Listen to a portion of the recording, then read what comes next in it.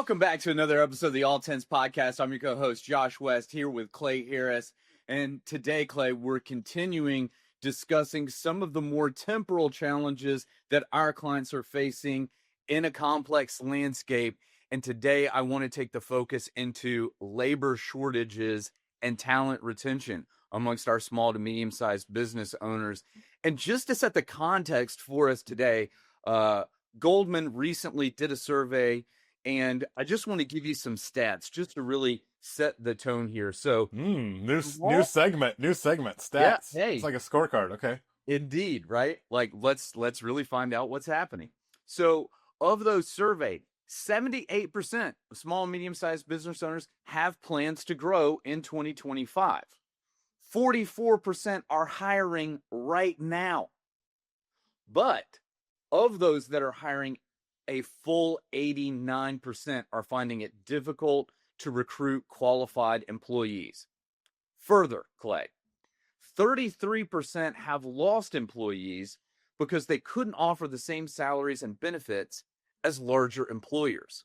So we talked in a prior episode about the persistence of inflation and rising operational costs. Certainly that's tightening up the payroll budget here. And then we have these statistics. What's happening with your clients in Insider Sessions as it relates to labor and talent retention? I was just with a client 2 days ago who said number one issue was kind of keeping people. When we dug into it just a little bit, they kind of figured out it was bad hiring, right? And when we dug into it a little bit further, there was a lack of alignment. And so I hate to be like a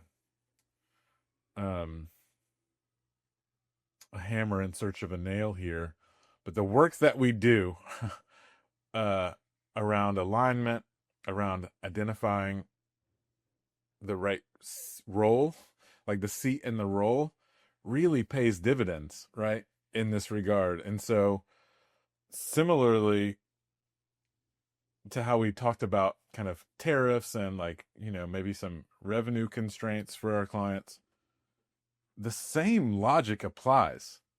Be clear, be based on facts, be clear about what you expect for people to do, and be clear about where you're headed. And that actually does a bunch of the work. But that's kind of zoomed out philosophical, right? That's where I like to go.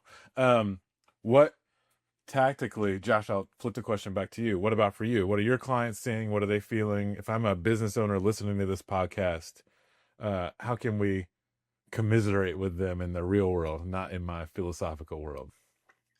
Indeed. Clay, as you know, we do work with a lot of trades businesses, and certainly from the standpoint of, that statistic, 89% finding it difficult to recruit qualified employees. There's a very much a shortage of that type of talent. And several things are happening there. One, again, as you say, it is about that clarity and making sure that we understand exactly and setting clear expectations of that. But then beyond that, extending that to apprentice type programs. If you know that you can't just go out and get all of that experience, you're going to have to invest in training programs. And so I see this with a lot of my clients right now. It is something that they are actively focused on, and whether it is a rock for this quarter or something that has already been started and they're continuing to lean into it, making sure that they have a training or an apprentice program to be able to coach those people up and get them where they need to be, right? And that's great because, as you mentioned in a prior podcast, we're happening to the world. It's not happening to us. So if we're not finding the right talent, fine, we'll develop it, right? 100%. And it's that kind of can-do attitude that's really helping. It's a long game, right? Like you reminded me of another conversation I had with a business owner this week, who works in IT, and he was kind of sharing that they have trouble finding high level talent, which I didn't relate to this until just now. Having trouble landing high level talent. We're sitting here in Raleigh, Durham, North Carolina, which is where Cisco and Lenovo and you name big tech companies are right around the corner. And so those folks have a lot of options, right? And so when you have clarity around how people, the work that people do within your organization, I don't even know that you need to have like a big, robust training program. You just need first step isn't develop an apprentice program. Like that's awesome.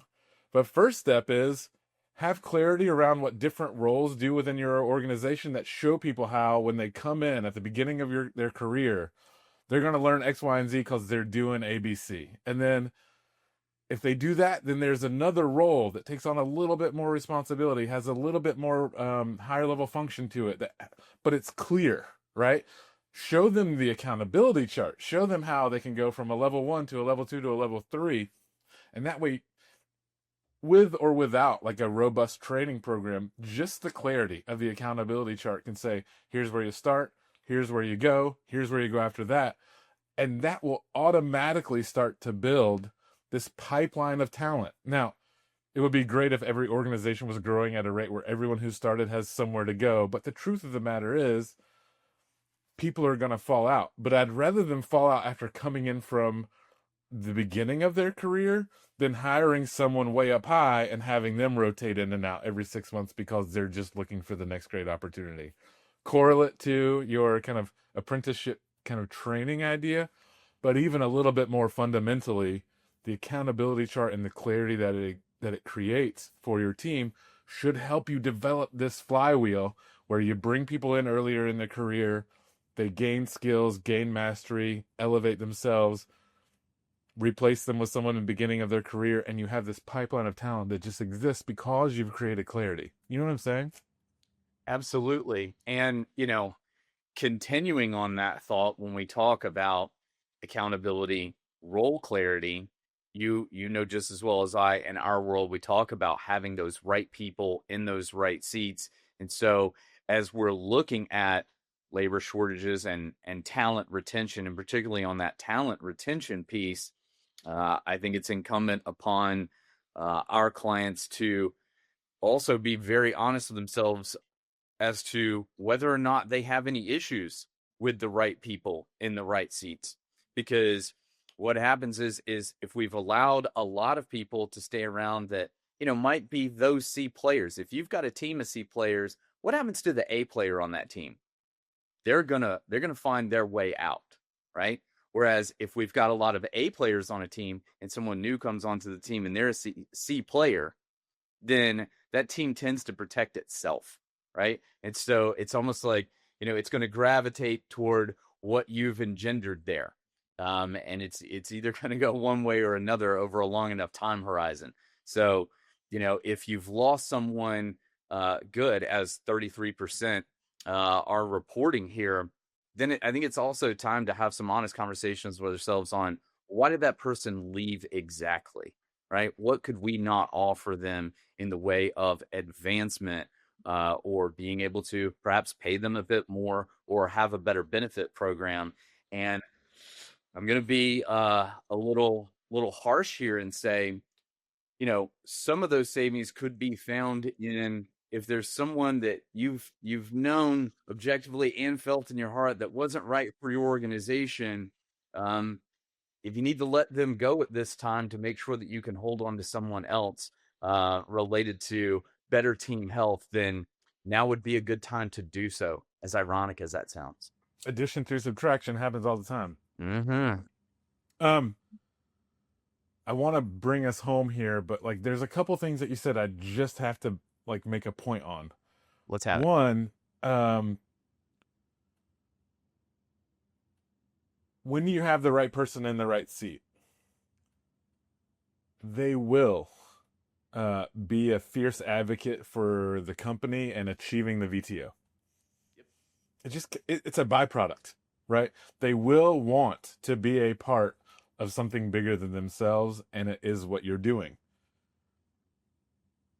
That's an important piece. The other thing to acknowledge as small business owners is that we're probably not going to compete with the big boys. They're probably going to have better benefits programs than us. They're probably going to be able to pay more.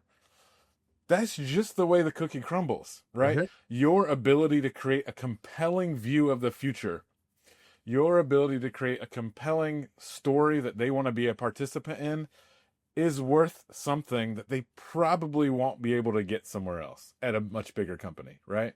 And so there is like this tension that exists in the small businesses that I help and that I've been a part of, that help them succeed in this talent game, which is like creating a compelling vision for the future and showing people how they will be a part of it. Because if that's true, then the thing where they're going to go be like a cog in the whatever cogs are in, right? That thing.